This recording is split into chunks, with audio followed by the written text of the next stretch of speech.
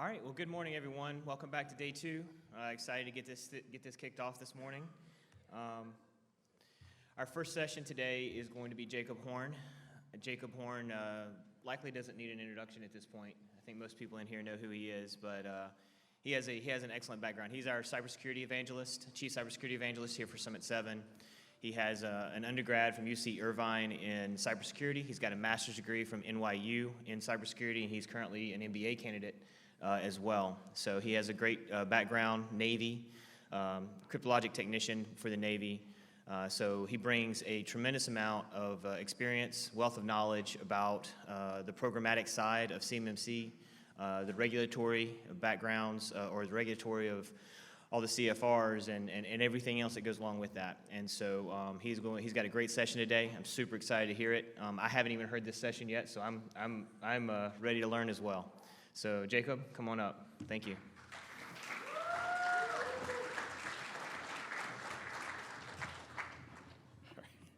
It's a good session before you saw it. We'll see. We'll see how it goes.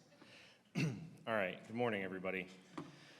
Okay, so the good news is that, unfortunately yesterday we had a speaker that had to back out. So this session is going to last a little bit longer, which is great, because I will try and keep everything as interesting as possible, but there's a lot of information that we have to get through in order to have a useful discussion around the problem that I'm going to try to highlight in the talk.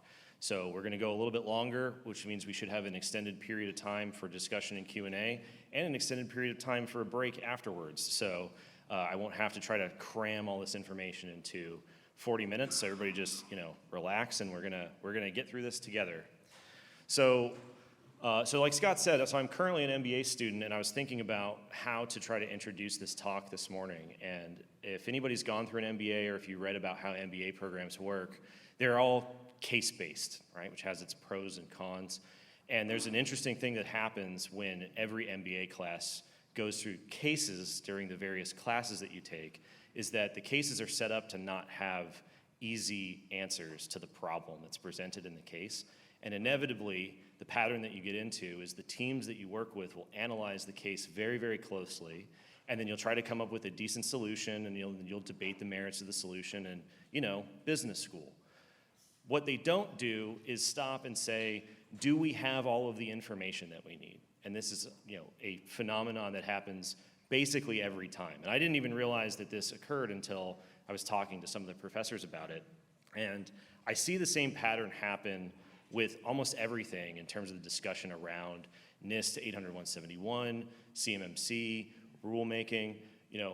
I was lucky enough to sort of stumble across the Federal Register and read the whole thing in terms of how rulemaking works. But the pattern that showed up was we just don't have all of the context around the problem. And if we don't have all the context around the problem, it becomes very difficult to recommend better solutions. And we were just talking about this earlier before the talk. If you don't have all of the information, or as much information as you can get, and you try to propose solutions, you can sometimes end up making things worse. So the purpose of this talk is to try to explain why 800-171 is the way it is, right? It's not good for the things that we need it to do. And so as a result, we end up dunking on 800-171, and we go, oh, it's trash. This isn't set up very well. Like, we need to fix it. And if we try to fix it, as we'll see, we end up just going around in a circle. And so I think that by the end of the talk, we'll have a better understanding of the problem that got us to 800-171, and a better understanding of how difficult it is to get us out of this current corner that we're stuck in. I don't really know what the proper answer is going to be, which is why I'm excited to have a longer discussion afterwards. So view this talk as more of a contextual primer around how we got to 171, so that we can hopefully have more productive conversations and debates about how to fix it. Okay, so I will warn you right now, the agenda slide isn't until slide 22, because there is a lot of information that you have to contextualize to get everybody on the same page about all the various moving pieces with DFARS and NIST and all the standards. So we're gonna walk through everything and make sure everybody gets on the same page as quickly as possible. So just a quick summary for anybody that doesn't know, the CUI program is what drove the development of 800-171. There's two things that the CUI program needed to do primarily. One was they needed to try to facilitate better sharing of CUI, and they also needed to standardize the protection of CUI. Sharing CUI meant that they needed to standardize the marking for CUI government-wide, which is how we ended up with the CUI registry. That was a huge process that took a very long time, so they didn't have enough time to work on their other priority, standardizing the protections for CUI. The government had written lots and lots of regulations over the years that said, hey, you have sensitive, unclassified information that needs to be protected, so protect it. And they never defined what the word protect meant, so when the CUI program came around, we had the world's, the decade's hottest collab between DoD, NIST, and NARA, where they said, we're all gonna get together and come up with a definition of good minimum security by committee, which is always a great way to come up with ideas. So they said we need to define the word protect. They went to the standard that contains the controls that the federal government uses to protect information systems in NIST 853, and they said, well, we don't need all of this, we're gonna cut it down, and that's how we got to 800-171. We are only talking about the protect side. The sharing CUI, marking CUI, identify CUI side, that's a different talk for a different day. All right, so NIST 800-171 specifies 110 security controls as requirements. This is a endlessly fun debate, right? They are requirements because they are required.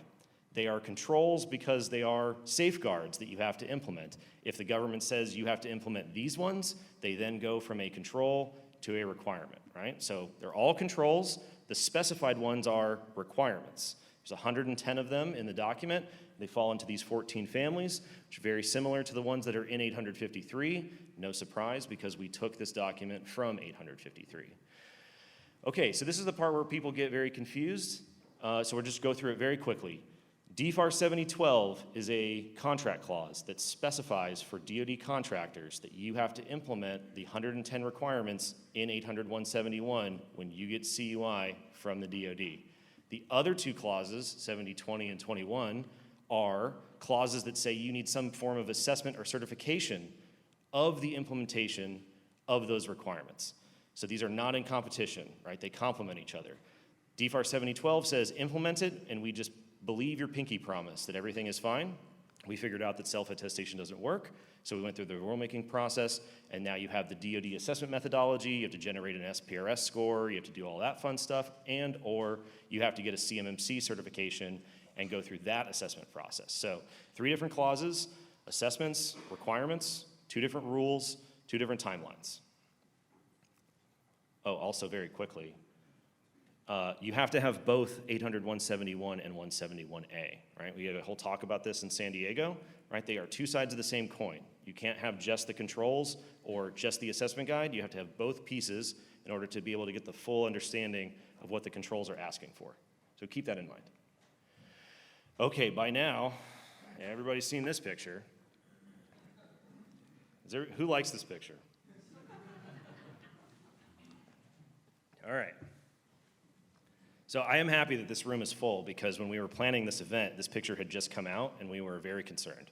So this is the idea that came out with CMMC 2.0 from the DoD. We went from CMMC 1.0 on the side to CMMC 2.0 on the other side, and there was lots of language and rhetoric about it's simpler and better and simpler and better. And the only thing here that really matters that we're going to talk about today is the part that is relevant to CUI holders, which is the green part.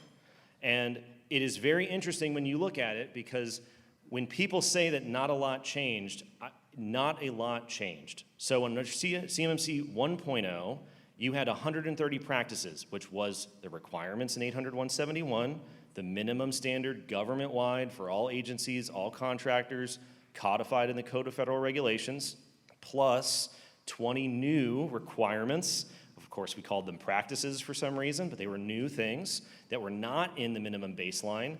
And then you had process maturity. So these processes and plans, a lot of documentation is sort of how people summarized it, sort of added on to 800-171, and we called it level 3.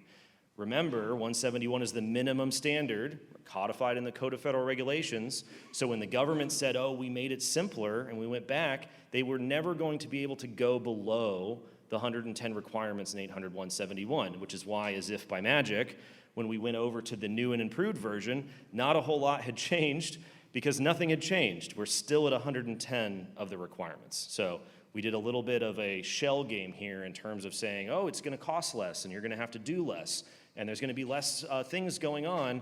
You have the same amount of things going on that you did in the previous version. Okay, so John Ellis got up here yesterday. It was very interesting to hear him talk because a lot of the information that is in this GAO report were quotes from him. So you heard it from him yesterday and now you're going to read it on the screen. When CMMC 2.0 came out, it was the result of two different government reviews. So CMMC 2.0 is the end of the Pentagon's internal review of the CMMC program, right? So if we sort of keep this model in our minds, 800-171 are the requirements. You have the other clauses that form the program that is assessing the requirements. CMMC is the name of the DoD's program for assessing a government-wide standard. The Pentagon's review of CMMC was a review of the program, not the requirements, because those are already set in stone. So when they went and they evaluated the program, we got the shift.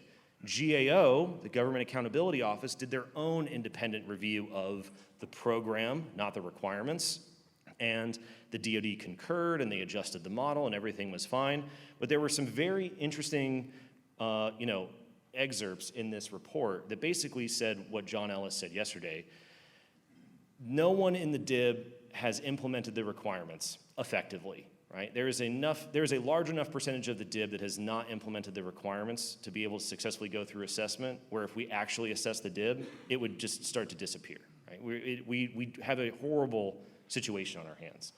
But the interesting part about what GAO found was when they actually talked to people about how poorly this is going, they didn't just say, we didn't do it. Right? Like we just shirked our responsibility and didn't do it. They said we don't know how to do it.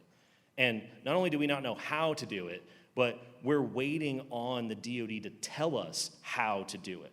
Like we know we have to do it. And this is similar to what Allison said. Like we don't know what we don't know. You're asking me to do something that I don't know how to do. And you keep giving a webinar, like 5,000 webinars that say the same thing over and over again. It's just that same rainbow picture over and over again. It doesn't tell me how to do anything. And this is a very interesting problem because they're basically documenting this issue that the DoD has improved the model, right? We've fixed the problem. We've made it simpler. We've clarified it. We've made it simpler. We've clarified it. Clarify and clarify and clarify. Meanwhile, nothing's getting done, and everybody says, I'm waiting for you to tell me what to do. You can sort of see how we're like ships in the night here.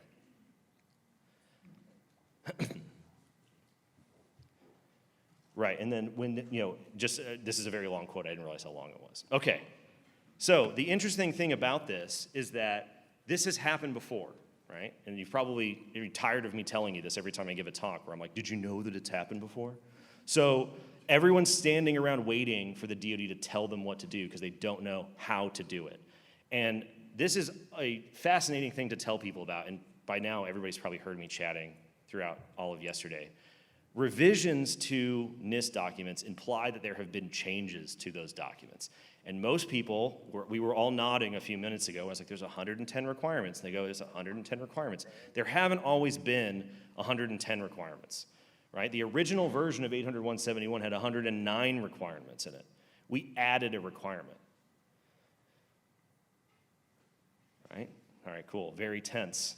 So, a lot of people don't know this. And for those of you that know the answer to this question, please allow the confusion to wash over the rest of the crowd organically when I tell you what the 110th control was that we added to this document. So when they described the original version with 109 requirements, guess what they said? They went, we clarified it. We clarified the requirements. Look how consistent they are. We were aligned with what the requirements are. Does this sound familiar? This was 2014. It's almost the exact same language that they used when we went from 1.0 to 2.0. And they say, even NIST's own press release, right? This one was from NARA, this one's from NIST. They're like, it's so much more substantive and clear. We're so much more consistent about the requirements are. Okay, so does anybody know what the 110th requirement was? Anybody here, well, okay, let me ask. Anybody that doesn't know, do you want to guess? I guarantee you that if you don't know the answer to the question, what was the 110th control, you will never guess what the answer is. Now, this should be extremely confusing to you. When the original version of 800.171 came out, there was not a specified requirement to have a system security plan. Does that make sense to anyone? So, where are the provisional assessors in the room? Anybody? Where are the people who were like SCA assessors doing 853 assessments, right? Provisional instructors. I wish John Ellis were here, but you've gone through there's people here who've gone through DIBCAC assessments, you've gone through RMF assessments. Can you do anything in the world of NIST without an SSP? Right? With the DoD assessment methodology, where you have to generate an SPRS score, it says in big, scary words, if you don't have an SSP, you fail. Like, you can't even get started. You can't even calculate the score because they're only assessing the contents of your SSP. It's literally the thing that holds everything together in the universe of how NIST operates. These are requirements from NIST to you, and you don't have to have an SSP. How is that possible? So it's a little unfair to say that SSPs weren't in the original version of 800.171, because the truth is SSPs have been in all of the versions of 800.171, but they weren't a specified requirement. They were buried in the best part of 800.171, Appendix E. And Appendix E is the tailoring criteria that they used to go from 853 down to 171. And in the original version, they tailored it out. Tailoring is a NIST word for adjusting. Right? You take the big blob of controls in 853, you cut it down to whatever you need for your particular context. Here they cut it down and they said, you don't need SSPs. And then they said, you do need SSPs. So why on earth would they have gone through and changed their mind, right? Revision implies a change. They had to change their mind for a reason. If you look at the code that they used for tailoring SSPs out of the document, they used the code NFO. And NFO means expected to be routinely satisfied without specification. They expected you to have the SSP even though they didn't specify it as a requirement. Now, you should start to get a very sinking feeling in your body right now, because if you look in Appendix E, there are 263 controls in the back of 800.171. Only 110 of them are specified, and the most important one for your success under assessment is expected and assumed to exist. Do you think that there might be some other things in that appendix that are critical to your success that maybe the government assumed that you had?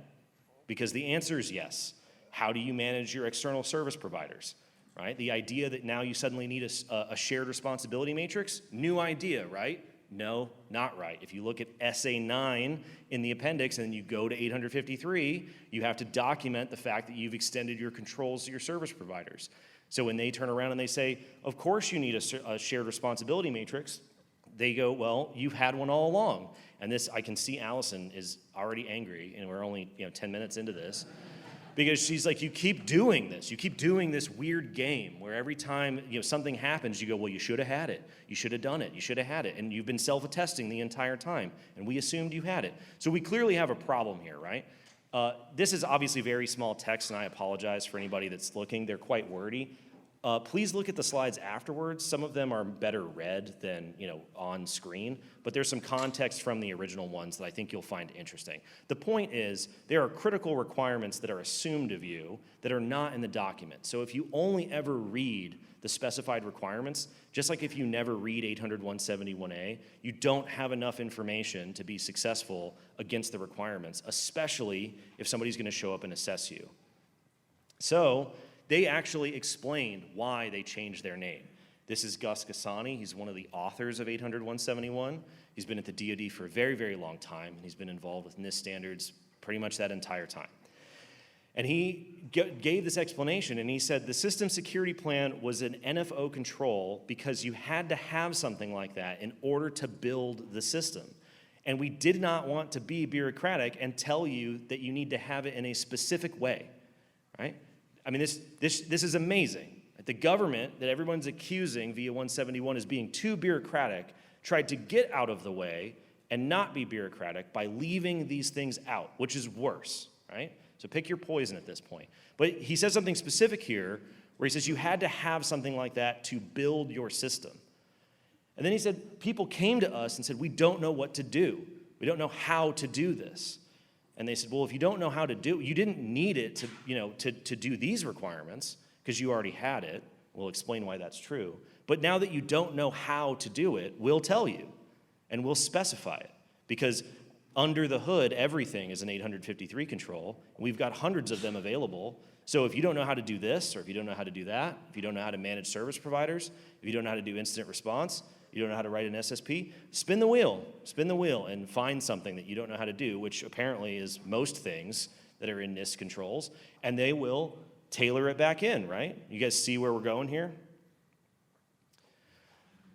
So in order to understand the design of 800.171 and figure out that it is not everything you need to be successful, there are bigger factors at play here. When Gus says you had to have it in order to build a system, you have to understand how 853 is designed to work in the context of the RMF process that informs his understanding of how systems engineering works in order to understand how their assumptions led to the tailoring of 800.171. And as we go through that process, you'll find that it actually makes a lot of sense, right? The result doesn't make any sense. How we got there makes a lot of sense. And if you were in Gus's shoes, you probably would have made the exact same decisions, which is very uncomfortable. The second part is 853 also has revisions, which means that it has changed over time. And with both of these sort of macro trends over time, by the time we get down to the tailoring of 853 to make 800.171, the die was already cast.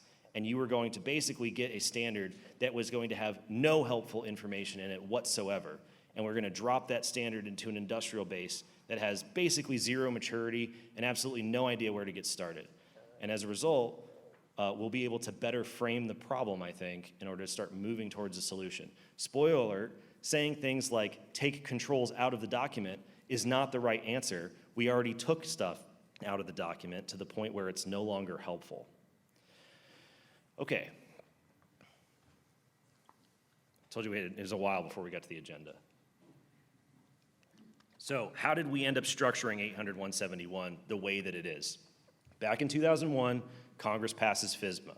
Guess what? The government wasn't doing anything for cybersecurity. It was all ad hoc. Surprise, surprise. So the government says you have to standardize the ability to categorize information and information systems based off of the impact that it might have on the mission if it gets compromised. They had no idea how to do that. This is sort of one of the origins of the famous CIA triad: confidentiality, integrity, and availability, low impact, moderate impact, high impact. You go through this sort of calculation, this rough calculation of how sensitive the data and systems might be. Whatever the highest score is, that's the categorization. So if you have a low, moderate score going through FIPS, you have a moderate system. If you have a low, high availability requirement system, you have a high categorized system. So then you go over to FIPS 200, which was the second requirement that FISMA said, and they said you have to standardize minimum security requirements. These should look very familiar because these 17 basic requirements are the 17 families in 853, because these basic ideas of security in FIPS 200 is only like 10 pages long. These basic ideas of security it doesn't mean that these organizations and agencies are only doing 17 individual things. The variety of the landscape of agencies and networks, technologies and architectures, risks and regulations. I mean, NIST got asked to standardize something for the entire federal government and anyone else who might happen to want to use these frameworks. So if we're going to try to give people the tools that they need to meet these 17 requirements according to their categorization, we're going to need a really big catalog of possible controls for them to be able to pick from, which is exactly what 853 is. You go through FIPS 199, you get an understanding of your system, you have minimum standards you have to meet, and then you plug and play out of the toolbox of controls that NIST has designed for you in 853. The 17 families are the minimum requirements, very easy. And they even describe this in 853 as a toolbox of controls. And this is a very important point because 853 was never designed to be a tutorial. It is a toolbox by design. And this is where I'll sort of take a break and say, I went back and read all the rules that led to the DFARS clauses. And effectively, this talk came together because the idea of it being a neutral, agnostic toolbox that's as flexible and universal for everyone as possible is mentioned in Revision 5. And I couldn't help myself. It's like, I wonder if they meant that the entire time. So I went back and read all 6 versions of 853, and it turns out that things have changed a little bit over time, and they've tried to concentrate more and more on being a set of universal tools for everyone. And anytime you try to make universal tools for everyone, when you have a very specific requirement, it probably won't work for you. So the low, high, and moderate categorizations for systems map to what they call baselines in 853. I realize this is all sort of very nitty-gritty, but it is relevant when we get to 800-171. So subsets of the controls in the catalog map to the categorizations of your systems. So you have a gigantic possible selection of controls. You have a smaller one for low, a slightly larger one for moderate, and then a much larger one for high. You pick from those controls, and then they have to be tailored. So you've got just the raw material.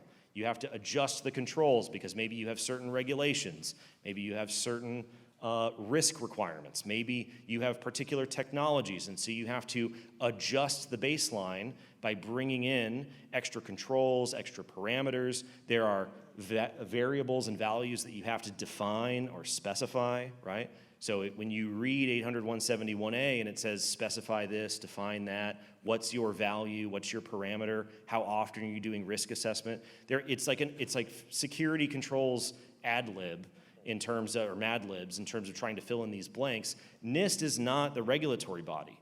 They're just giving you the raw material. You're supposed to fill in the blanks because this is supposed to be for everybody to use to meet these universal minimum requirements. So that's why when you read 800-171A, you're like, this isn't defined for me. It wasn't supposed to be defined for you. Now that's a longer conversation about what those definitions are supposed to be because we all have regulatory issues that inform these controls.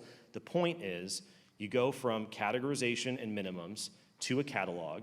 You take the subset of the catalog based off of however you have categorized your system, moderate, high, or low, and then you have to go through and you have to adjust things based off of what your mission is. If you understand that process, then you basically understand the majority of how RMF works. This is a much larger process. If you're interested in it, NIST 837 is the one that goes into at length how this process is supposed to work within agencies, but that's the thrust of it. Why am I talking about a process that the federal government uses for their systems when it comes to the DIB? Because when Gus said you were supposed to have a system security plan to build your system, the point is that they go through all of that FIPS and baselining and tailoring and categorizing before they build the systems. So when Gus said you have to have an SSP because you have a pre-existing system, right? They're like, you're not telling me that you built your environment with no plan, right? Like you're not telling me that you spend like 90% of your work, working with sensitive government information, and you established a technology environment and you have no plan, right? Like it exists, so you had to have thought about it, right? And that's basically what Gus says. It would be ridiculous for them to assume that you didn't do that because the constraints that they were given were you are sending information into systems and environments that we don't control. Those are non-federal organizations, and they already exist. So why would we include any of the information about managing third parties and planning for that? You already have an MSP. Why would we include any of the information about planning the architecture of your system? You already have an architecture. Why would we be bureaucratic and specify what to do when you've already done it? They were trying to get out of the way. Allison's face is, contorted at this point because he's right. He's right. Now, it turns out that's absolutely true. No one planned. No one thought about it. And if you did think about it, you almost certainly didn't think about it in that context. So you can see how when they explain their assumptions in terms of tailoring down the raw material of 853, we're going to get into a very bad situation really quickly. I mean, Ron Ross goes on at length about this a few years ago, and he says, you clearly have an interest in protecting your own IP. You deal with information that you are at least somewhat concerned about. So when we send our data to you, just do what you're already doing. Now, I mean, this is debatable whether this was, wildly misinformed, or some people, when they hear this, they think that they're purposefully setting you up to fail. But if you understand the context of how 853 is designed to be used, they were never going to take Appendix E and give you all of the requirements in the moderate baseline, because the systems already exist, and they have no control over making you build a new one. Now, I mean, the line here at the end is one of my favorites, where he's like, listen, we just didn't think we needed to tell people stuff that they were already doing.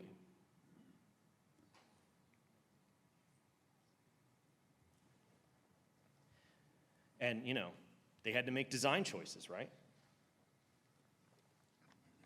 So this is going to inform the choices that they make in terms of how they tailor 53 to get to 171. The reason that their choices were constrained is the nature of the CUI program. The CUI program says that CUI is categorized at the moderate level. So we know we're going to take 853 and we're going to take the moderate baseline. At the time, 261 controls. It's 263 eventually because they brought some stuff in. But we're going to take that moderate, medium-sized blob of controls out of 853. The problem is that they say that it's moderate confidentiality. The CIA triad is availability, integrity, and confidentiality. There is no confidentiality baseline. So when you go to tailor this set of controls in accordance with the requirement that is being directed to you by the people running the CUI program, you've got an interesting design problem on your hands, because you don't just hand people the moderate baseline and say you tailor it. They're going to cut it down even further to only focus on confidentiality, which is why things like doing backups are assumed to already be there, because it doesn't have anything to do with confidentiality. Now, if you are backing up information, you should worry about the confidentiality of the data, but doing the backup isn't actually anything related to confidentiality. So they go through in Appendix E, which I don't know if anybody has brought up, and they mark everything NCO, NCO, not related to confidentiality, not related to confidentiality. If you're looking at 800-171 to be a tutorial that's well-rounded about how to cover all of the triad around information security, you are getting a very narrow view of a standard that is effectively more like a privacy standard than a security standard, because it is worried about you as a system owner being the steward of someone else's data. And the only thing that it is telling you how to do is, how would I evaluate my ability to protect confidentiality of a very specific data set? Not manage my external services, not how to start a program, not how to worry about integrity of data or availability of data, or how to do any of that other stuff that you need to do in order to build the foundation for something that would lead to 800-171. So you may have seen this chart from a previous talk, but you can go through in terms of look at 800-171 Appendix E, and they make these choices. There's only 18 controls, according to their evaluation of 800-171, that are absolutely not applicable to the DIB. They're just purely for the federal government, as tools in 853. The rest of these are all assumptions, and we've got a huge gap here of controls that are, like SSPs, or the fact that you need to do backups, or the fact that you would have to have an incident response plan, or all of these basic fundamentals. So was this purposefully set up to be confusing? No, there's a perfectly logical reason for how we got to this result, but when you suddenly take that 110 column and you hand it to people, like Allison said, who don't know what they don't know, then it's just not going to start. And then when you read the GAO report, or you listen to John Ellis, they keep saying, we're clarifying, we're clarifying, we're clarifying. We're aligning, we're aligning, we're aligning. Nothing's happening, nothing's happening.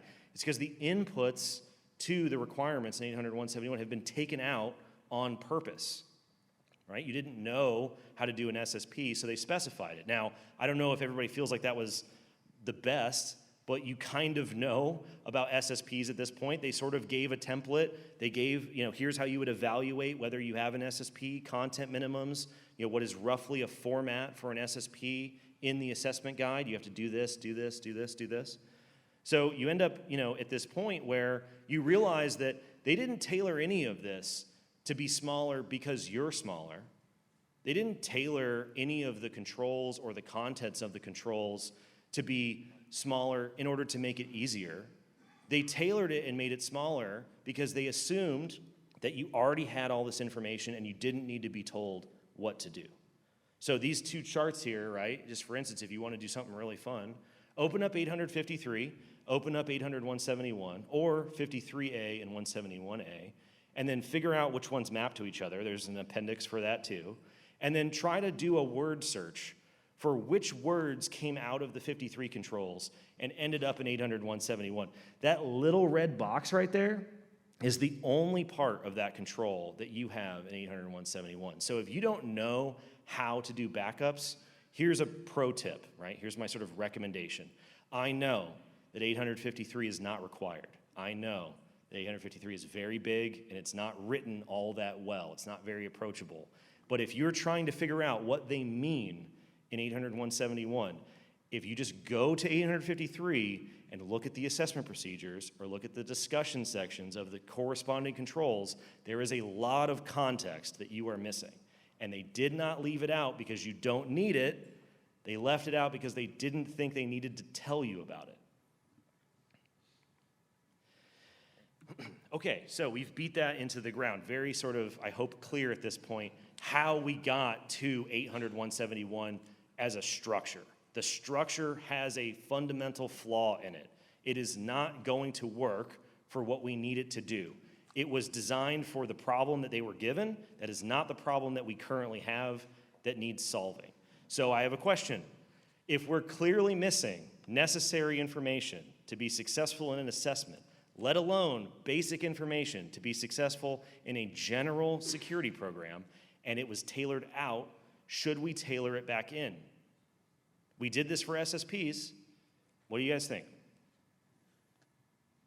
It's very uncomfortable. It depends. Somebody said no. All right. So does anybody think that we should tailor some things in? Like there's probably some critical elements that should we tailor everything in and just give you 853? Probably not. Is there some amount of helpful information that we probably took out that we shouldn't have? Probably. There's like, 5 things? 10 things? I mean, there's 263 controls, and we cut out more than half of them. Do you think there might be like 20 things that we could add to the baseline? So I just want to dwell on this for a moment at how amazingly frustrating it has been for the last 2 years to watch the collective community debate about whether CMMC was a scam or whether CMMC was necessary or whether CMMC was some, cockamamie idea that people came up with. The people who wrote CMMC were hired by the people who punched holes in 853 to tell them which holes they should plug in the document that they designed. And they came back and said, hey, you made some assumptions here that you probably shouldn't have made. And so we have an idea of 20 things that you should put back into the baseline. And we called it the Delta 20. And then we all got into a big old fight for 2 years, and we all yelled at each other about how unnecessary it was and unhelpful it was and how burdensome it was and how costly it was and how ridiculous it was. And this is absolutely not what we should do. Get it out of here, right? And then we got the rainbow chart that went to CMMC 2.0, and we clarified and we simplified and we aligned and we did the same pattern over again, and now nothing's happening. So do we tailor them in or do we not tailor them in? The big mistake here was that under CMMC, instead of just saying we have to undo bad decisions that led to the tailoring of 800-171, we called it something new, right? We called it CMMC, we relabeled the controls, people said you're gonna get assessed, and then we started focusing on the case study rather than zooming out and seeing if we had all the information. So you can sort of tell that we're trapped here. There's clearly things that we need to tailor back in because of the way that it was designed. We overly designed this solution to the point of being completely unhelpful. And as soon as we tried to do this, we all got really mad. So which one's worse?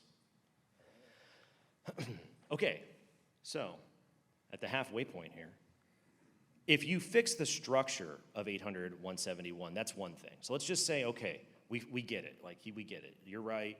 You got to tailor some stuff back in. There is no guarantee that once you tailor those controls back in, that it will actually be helpful. Because everybody's read a NIST control, the substance of the controls is still lacking the necessary information to be successful, even if the structure gets plugged in. And that is not a function of the assumptions of the designers of 800.171. That is actually a function of the way 853 has evolved over time. So I've got even more bad news, right? There are multiple versions of 853, and I've read, it's actually more pages than the rules for DFARS. Ask me how I know, right? Now, a very interesting thing happens when you read 853 and then go backwards in time, because there's two trends in 853. It has gotten overwhelmingly much larger over time, which I'll show here in a minute, and it has got distinctly less helpful.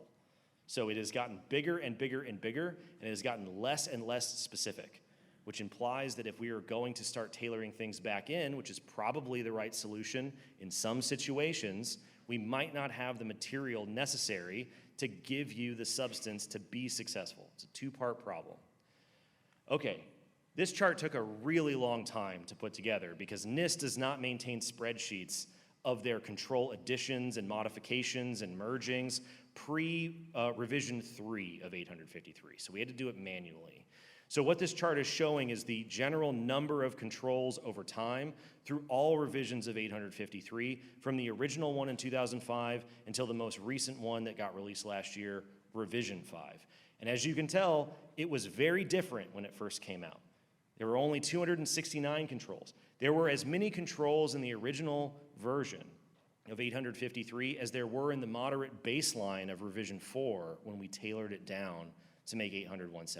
I mean, there are a lot of controls in this document. There's a lot of raw material to work with. Now, the shading here is the difference between a base control and a control enhancement. If you look through Appendix E in 171, or if you look at 800.172 that just came out, or if you look in 853, controls are basically, they come in two forms. You have a base control or a primary control, and you have an enhancement to those controls. So let's say do backups is a base control. Automate your backups is an enhancement, right? The rule of thumb is all of the base controls have to be there in order to do the enhancements.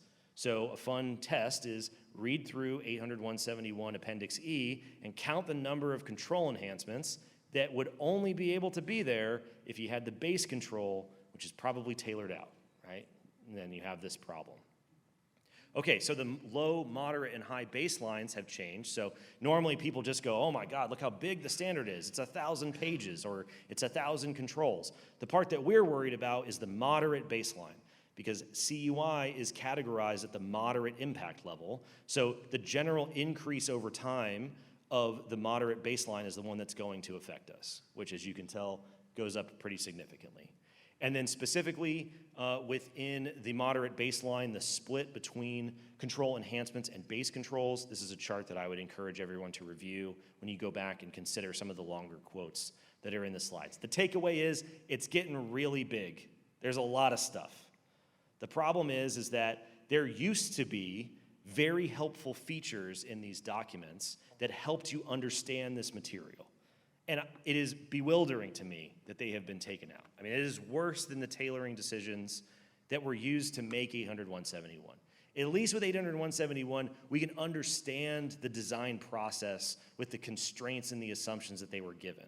With 853, they used to give you classes of controls. They actually used to classify the controls and tell you, is this a technical control? Is this an operational control? Is this a management control? And it wasn't just like a generic label. They actually go into length if you ever read the previous versions of 853. And they say, the reason we're telling you the general layer of the business in which this control is supposed to take place is who is responsible for it.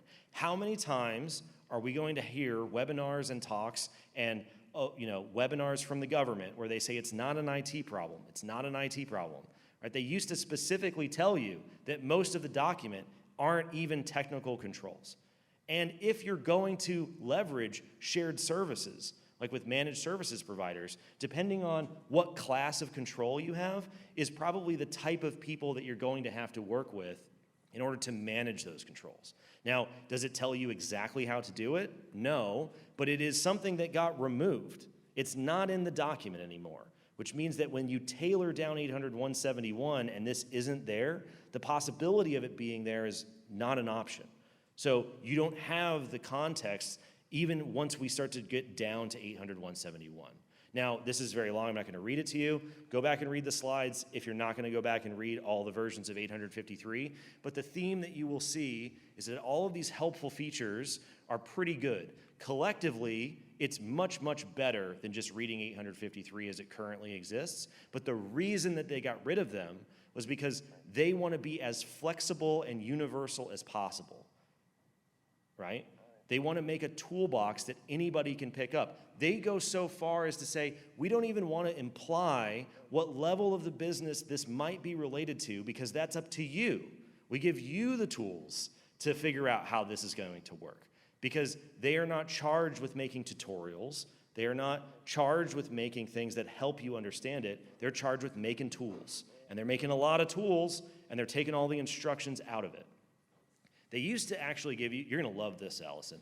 They used to give you an implementation priority. So if you were going to read this document and you were going to implement the controls, they generally said, do this category of controls first, then do these, then do these. And if you have a non-specified control, you can do it whenever you want to. Now, does it tell you how to color by numbers for your specific environment? No, but it is much more helpful than not having it at all.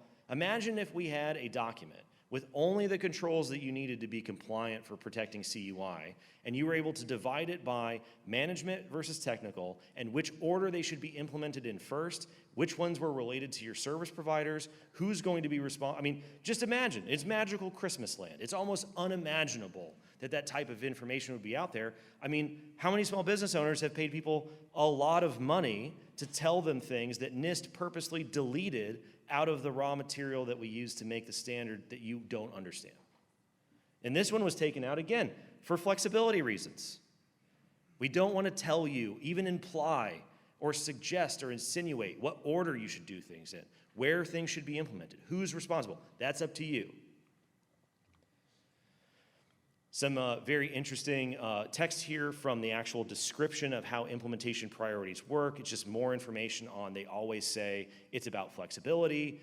It's about making sure that your sequence is up to you. They don't want to be overly specific. I encourage you to go back and read them if you're not going to go read all 50,000 pages of 853 versions. All right, this trend continues.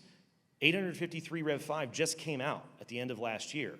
And they even went so far as to modify the language of the control text itself, not like this bonus, extra information that's been bolted around the controls. The actual language of the controls itself has changed. The controls used to say, the system does this, or the organization does this. If you want excruciating details about how that breaks down, you should watch Ryan Bonner's talk from CS2 San Diego a few months ago, where he actually breaks down the stats of the organization should be doing these at an organizational level, maybe even through non-technical, meaning less expensive means, and systems should be doing these controls. These are probably technical solutions, right? That would be a very valuable thing to explain to the industrial base, that you probably don't need to invest money in technical solutions for a lot of the stuff that you're supposed to be doing. We already know it's not an IT problem. If it's not an IT problem, how is it a technical problem? And NIST used to tell us this information. So they took that language out of the controls in order to be more outcome-based. They said, we're not going to tell you that the organization does it or the system does it, just you do the thing. We don't tell you who does it, and we don't even tell you what order to do it in. Just do the thing.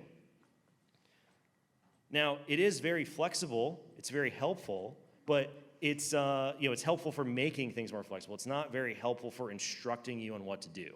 Now, there's other examples that we don't have time to get into. There's a whole world here in 853A, right? We're only talking about 853 right now. The twin is always the A version of the document. Everybody is saying, what does an assessment look like? How are we going to structure an assessment? In 53A, which we just didn't have enough time to finish reading, there is a 5-page long example of how to take an assessment procedure and apply it to a NIST control. What does examine mean? What does document mean? How would you go about evaluating it? How would you know that you've gone to enough level of detail? How long would it take? Who would you have to talk to? I mean, they went through and not only did that, they then gave you a template that says if you're going to read the assessment procedure but you don't know what it means, here's a template for how to do it, and they took it out. And now we're back here reinventing the wheel. So, on the timeline, I hope I've documented this properly for everyone. You have this set of trends in terms of how 853 has changed over time. It's gotten bigger and bigger and bigger, more and more nebulous, less and less helpful. All of the interesting features and details that might be helpful have been taken out on purpose. By the time we get to revision 4 and we tailor down to 800-171, and you apply the assumptions that everyone's already doing what they're supposed to be doing, and they already know what they need to be doing, and then you make it even more narrow by saying it's only for confidentiality and it's only for data, you have removed a universe of helpful information. Now, we've revised 800-171 a couple times, and we're currently waiting on revision 3, which should be coming out allegedly this year. So are they going to change the assumptions? Are they going to tailor things the way that they did between the original version and revision 1 of 800-171? This isn't theoretical. The government did Delta controls before the Delta 20 ever existed, right? We did Delta controls before it was cool, and we added SSPs. Now, I am sure that the people at DoD don't intend to make things harder than they actually are, right? I'm sure that within the constraints of the system, a lot of us would probably make the same decisions over time if we had the same information. I know a lot of people we'll discuss it at the end of your Q&A, but just give them the benefit of the doubt. The problem that I see is that everyone is standing around going, man, I can't wait for the government to tell me how to do this. I can't wait for the tutorial to show up. And what's even better is that when we shifted from CMMC 1.0 to CMMC 2.0, we took it from DoD acquisition and sustainment, and we gave it to the DoD CIO. And they're going to tell us how to do it, right?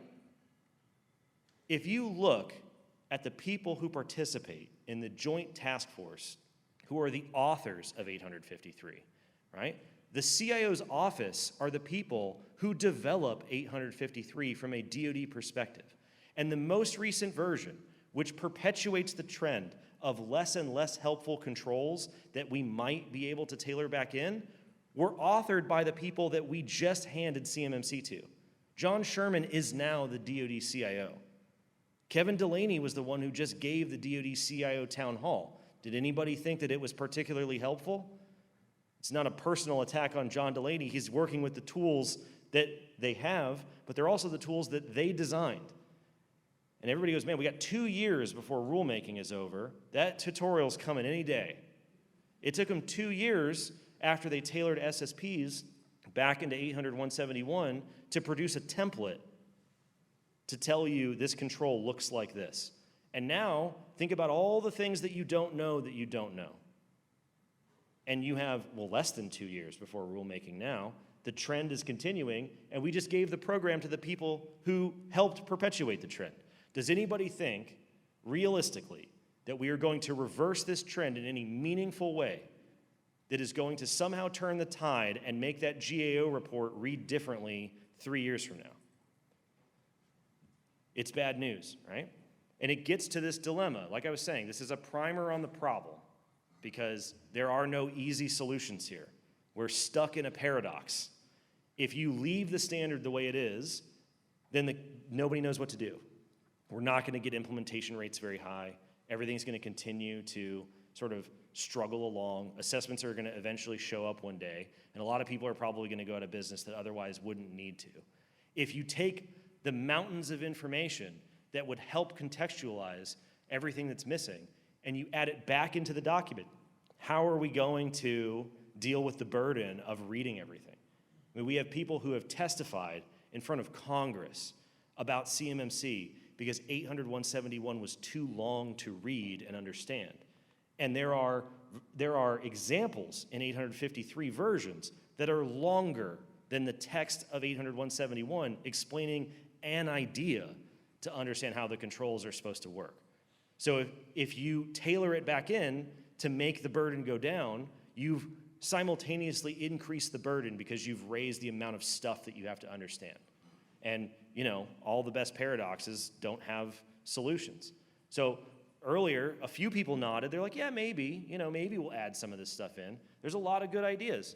There's just not a lot of options here. Somebody even asked Ron Ross on LinkedIn a few months ago, are you going to revisit the assumptions? And he said no, right? 800-171 was built with assumptions that were designed for the mission that the government was given. If you change those assumptions, you're not revising the document, you're just recreating 853, right? That's an overhaul. And they wouldn't revise it, they would just give you a baseline out of 853. Now, in a different post, they were saying that they were even exploring different ideas of what they might do, and he even went so far as to say, you know, maybe we'll just treat it as an overlay. We'll just convert this tailored subset of controls into an overlay. For those of you that don't know, an overlay is literally what it says. It is an overlay of controls on your existing program. So, I mean, NIST themselves are even saying, you know, maybe we should just outright say that this is not what constitutes an information security program, that this is supposed to go on top of your information security program. No one in their right mind would think that this is how you should structure an information security program. I mean, when we paid smart people to analyze what you would probably do just to stop the bleeding, right? They had 20 things that they needed to add to it just to make it kind of sort of okay in an incremental fashion.